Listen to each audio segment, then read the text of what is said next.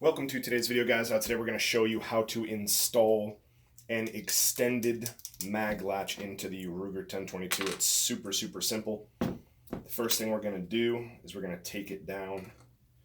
I've already started it for time's sake. Now you're going to make sure the safety is in between. Let's remove the mag, make sure it's clear. And now we're going to remove the barreled receiver from the stock. We can set this aside. Don't need that. So it's super simple, guys. One pin. That's it. One right here. We got this guy. We're just going to punch it through.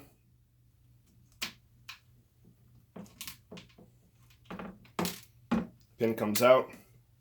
We're going to hold this. And all you do is this guy just goes in right where this one comes out. You just push it up in there, slide the pin back in, and that's it. It's stupid simple. One pin.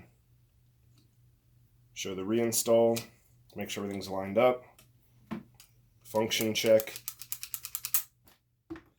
Easy. Thanks for watching, guys. Have a good day.